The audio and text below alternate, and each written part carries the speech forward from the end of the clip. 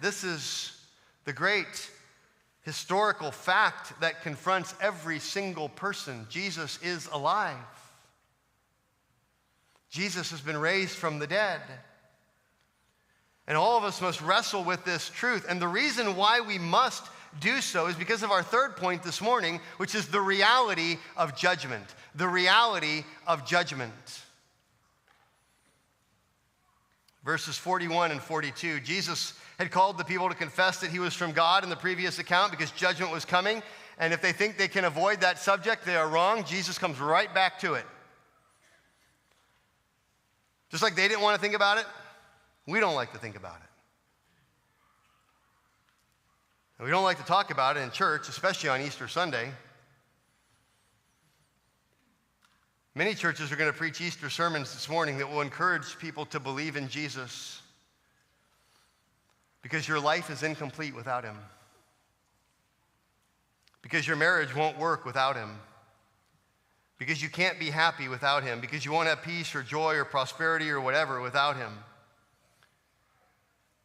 Is it true that Jesus provides peace and joy and happiness, and that for a marriage to be all that God designed it to be, Jesus must be at the center of that marriage and center of parenting and center of all relationships? Of course it's true. Absolutely it's true. But interestingly enough, Jesus never appeals to any of these things as reasons why people should follow him when he was preaching the gospel. Jesus never said to a single person, follow me and your marriage will be better. Follow me and your finances will be better. Follow me and your health will be better. Follow me and your life will get easier. Follow me and I'll solve your relationship problems. Jesus never appeals to any of these things as if he came to give us temporal blessings as the primary purpose of the incarnation. Jesus always appeals like this: believe in me because God's judgment is coming. And the biggest problem you have in your life is not something that you're facing that has any temporal consequences. It is the eternal judgment of God that Jesus came to save us from.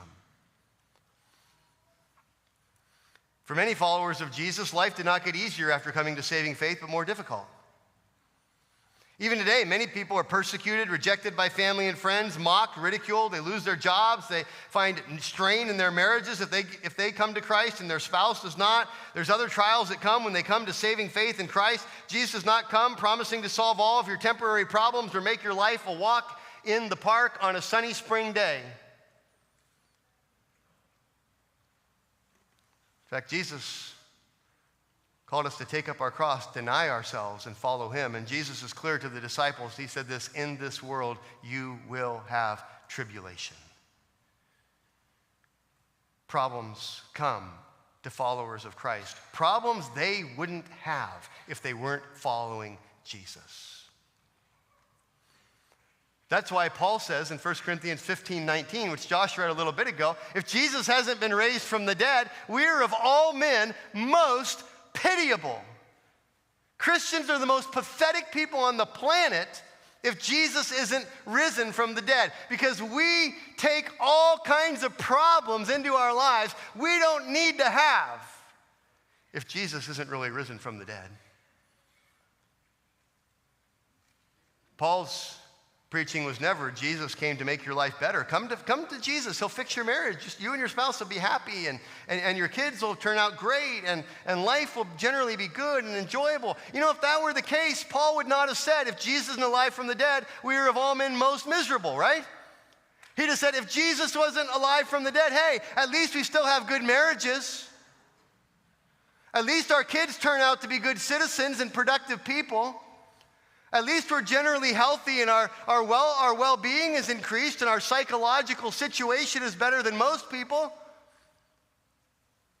That's the message most people are probably going to hear today in church. Come to Jesus, because coming to Jesus is good. Even if he never rose from the dead, your life's going to be better. It's not what Jesus said. It's not how Jesus sells the gospel. Jesus sells the gospel like this: believe or perish. Those are your choices. Believe, or you are on your way to eternal destruction in the lake of fire, and you will fall under the wrath of God.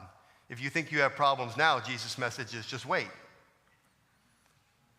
If you reject me, you're going to have problems you could never even have imagined when judgment comes.